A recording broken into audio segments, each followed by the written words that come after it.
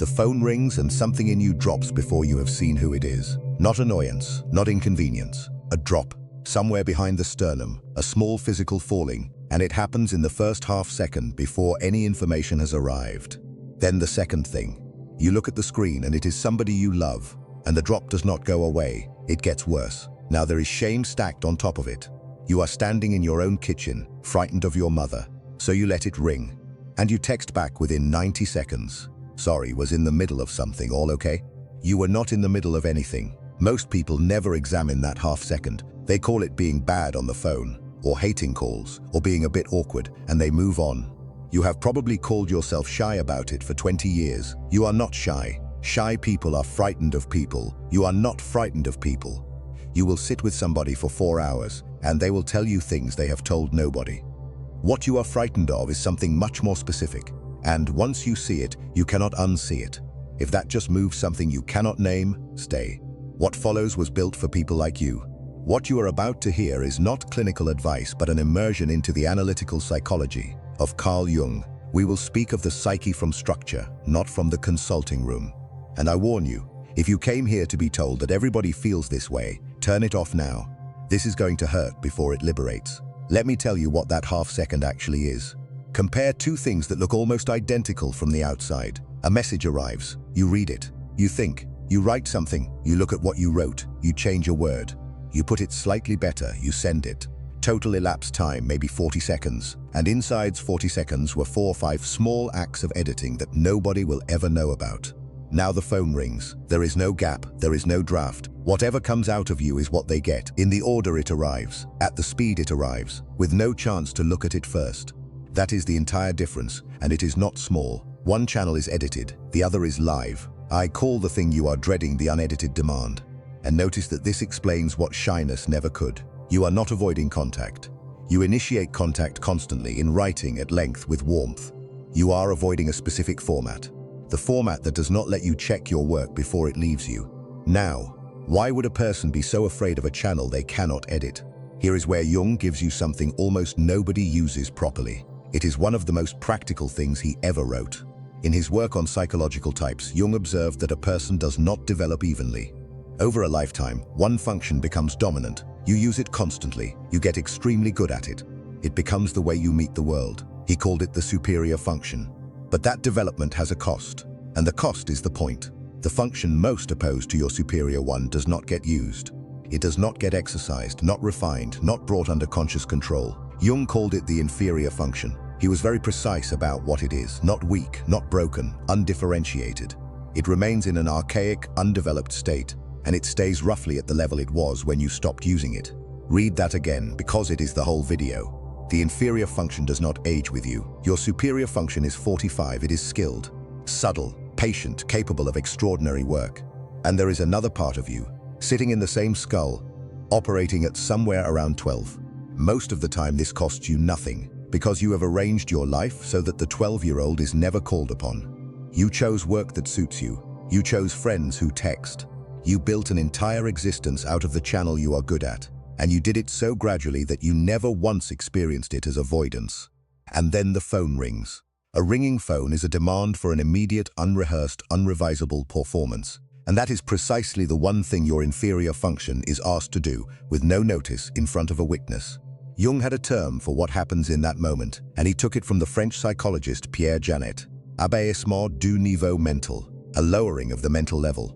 It describes a drop in the energy available to conscious control. Your ordinary competence does not slowly reduce, it falls away. And what steps forward in its place is older, cruder, much more emotional. That is the drop behind your sternum. It is not fear of the caller, it is your own mental level going down. And some part of you feeling it go now. Where did this arrangement come from? Jung would not have started with the telephone. He would have started with when live speech first became expensive. So think about the house you grew up in. And specifically, think about what happened when you spoke without preparing. For a great many people who end up dreading the phone, the answer is the same. Written or prepared, you were fine. Live, you were caught. You began a sentence and somebody finished it for you. You said something at the table and it was repeated back later in a slightly different tone. You were corrected mid-word. You were laughed at, not cruelly, just enough. or somebody in that house asked questions and then did not wait. And you learned that your unrehearsed answer was of no interest anyway. And there is a very common version of this that people rarely connect. You were handed the phone as a child. Ring the doctor. Ask them when they are coming. Tell them we cannot pay it this week.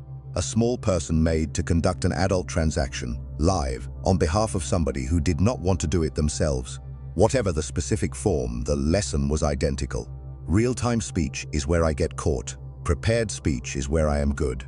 So the psyche did the reasonable thing. It invested everything in the channel that worked. That is the crucial part. It is why this is not a phobia. Nothing in you decided to be afraid of phones.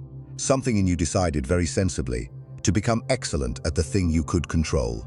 And every hour you poured into that excellence was an hour the other function did not get. You did not develop a weakness. You developed a strength. The weakness is its shadow, and they grew in exact proportion to one another. Which means the people with the worst phone dread are almost never the least articulate people. They are usually the most. Now I want to walk you through what this arrangement actually costs you. Jung's interest was never the symptom. It was the accounting. There are 3 consequences, and they get worse in order.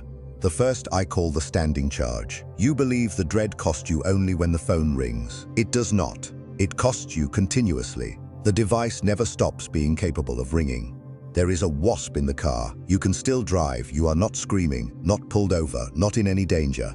And you are not driving properly either, because some fraction of your attention is permanently allocated to tracking where that wasp is. You cannot say how much.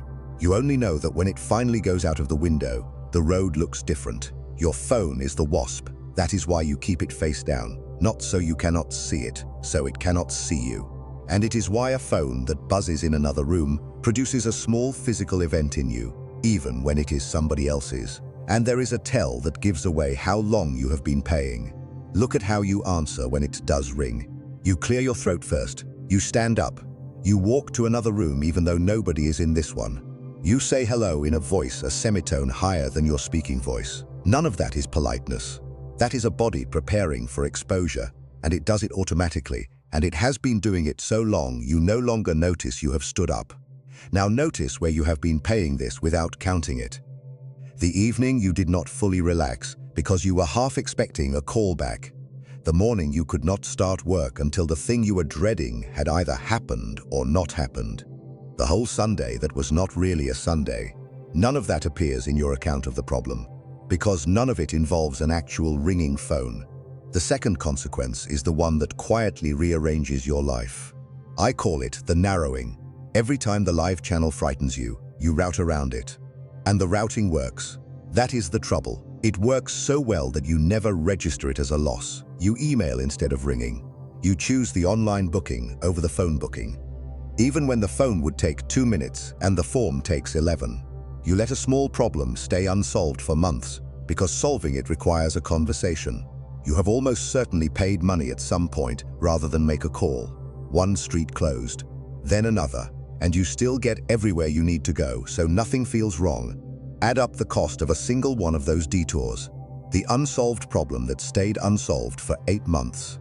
The refund you never claimed. The appointment you did not move because moving it required speaking. Each one is small. Each one has a number attached to it. And you have been paying those numbers quietly for 2 decades and filing them under personality.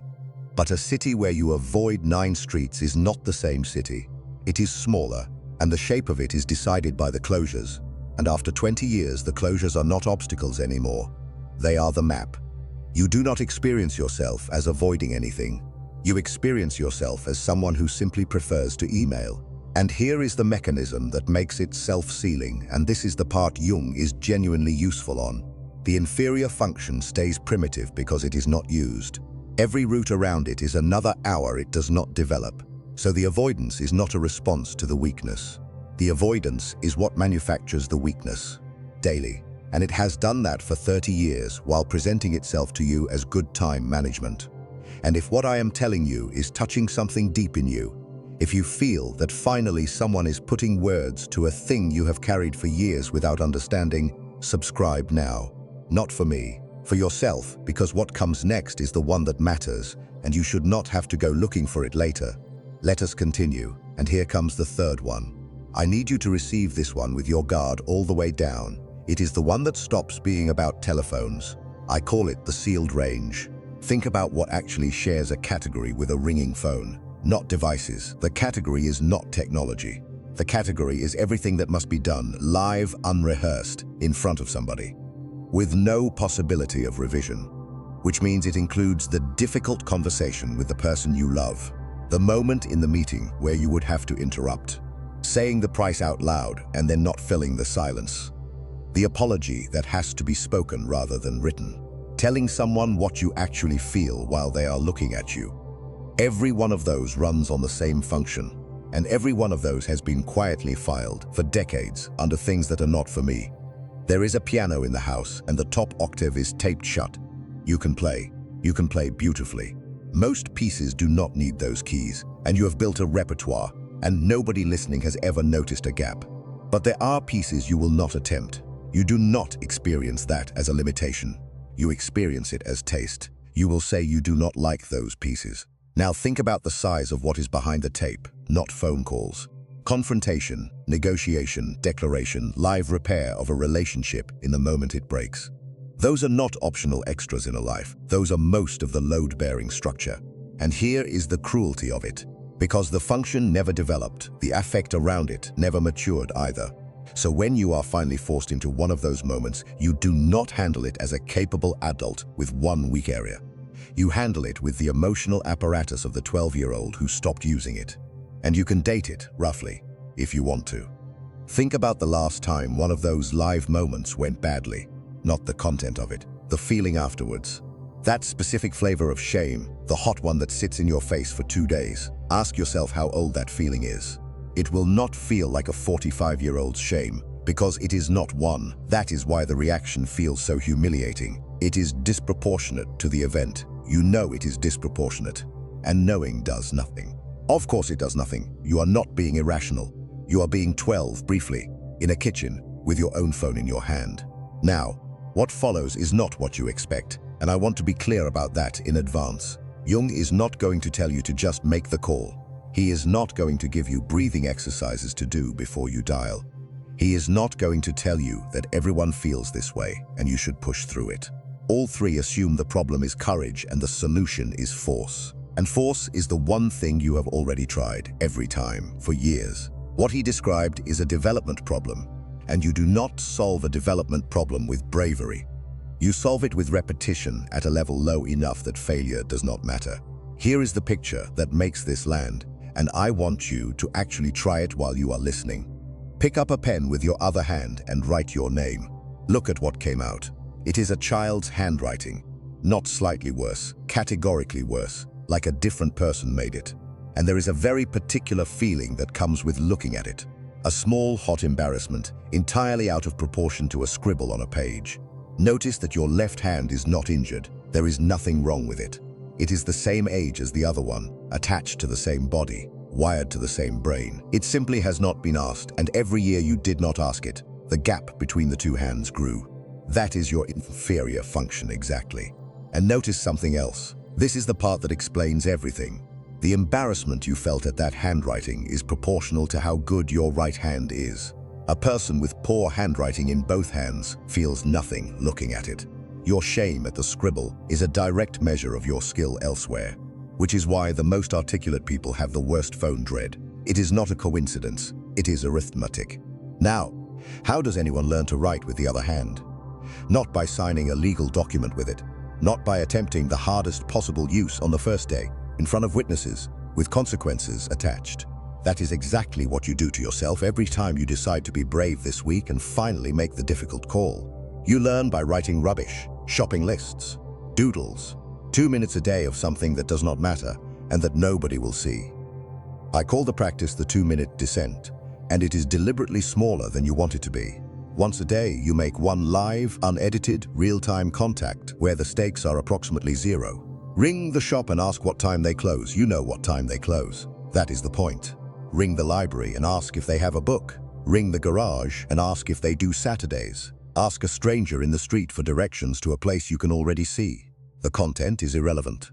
What you are doing is putting your inferior function under load for 120 seconds in a situation where a fumble costs you absolutely nothing, and then hanging up. Do not upgrade it. This is the instruction people ignore. After 4 good days, you will feel ready for something real, and you will attempt the difficult call, and it will go badly, and you will stop. Stay small for a month. The shopping list, not the legal document, and you do it daily, because the whole mechanism is repetition without consequence. That is the only way an undeveloped function has ever developed in the history of human beings. I will not lie to you about how it feels. The first week is worse than you expect, and it will be strange to be frightened of asking about opening hours. Let it be strange. Do not investigate the strangeness. The strangeness is the 12-year-old. You are not there to have a conversation with them. You are there to give them a very small job and let them succeed at it. And you will notice something around week 3 that is the actual sign it is working. The drop will still happen when the phone rings. It will just be smaller, and it will resolve faster, and you will find yourself already speaking while it is still fading. The dread does not disappear. Your recovery time collapses. That is what development looks like from the inside. And if you are waiting for the fear to vanish before you count it as progress, you will quit 2 weeks before it starts.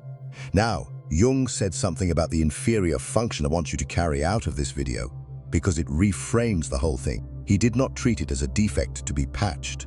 He described it as the place where the unconscious enters. The undeveloped function is the opening in an otherwise sealed personality. The one door your polished, competent, well-defended superior function does not control. Which means it is not only where you are worst, it is where you are still capable of being changed. Everything your superior function touches, it has already touched 1,000 times. There is no new information there. You know exactly who you are in writing. But on the other side of that taped octave is the only part of your life that has not been decided yet. That is why this matters far beyond telephones. You are not learning to make calls. You are unsealing the only part of yourself that can still surprise you. And what appears over months of this is not confidence. Confidence is the wrong word, and it sets the wrong expectation. What appears is range. You will find yourself saying a difficult thing out loud, in the room. At the moment it needed saying, rather than 3 days later in a long and beautifully written message. And you will notice afterwards that it cost you far less than the 3 days did. Other people will register this before you do. They will not say you have got over your phone thing. They will say something vaguer, that you seem more direct or easier to reach, or that they can tell what you think now. What they are noticing is that the edited version and the live version of you have started to be the same person. Your dread is not cowardice. Your dread is not a phobia or social anxiety or a small broken thing you should have grown out of by now. Your dread is the exact shadow of a skill you spent 40 years building, and it is precisely as large as that skill is. And I want to be careful here, because there is a trap at exactly this point. Understanding the inferior function does not make you deeper than people who simply answer their phones. Watch out for that. You can now explain your avoidance with a Swiss vocabulary. An explained avoidance is still an avoidance, and it is more comfortable than the old one, which makes it more dangerous. It does not make you insightful. It makes you out of excuses. You know the mechanism now. You know the dose. It is 2 minutes, because that is what this actually is, and it is narrower and better than the version you were sold. It is not becoming a confident person. Most of your life will still run through the channel you are good at. It should. It is refusing to let one taped octave decide the shape of everything else. If this reached you, subscribe. Not for me, because the next ones go further into this than I can go in one sitting, and leave a comment with one thing. Tell me the last call you did not make, and what you did instead. The email, the form, the money you paid, the problem you left alone. Just that swaps, because that swap is the whole thing in miniature. I read them all. And if there is someone you know who has been calling themselves shy for 20 years, send them this. That is probably the only reframe they were waiting for. The phone rings and something in you drops before you have seen who it is. That drop is not weakness and it is not fear. It is one small undeveloped part of you being asked to work, for the first time in decades with no warning at all. Let it ring twice.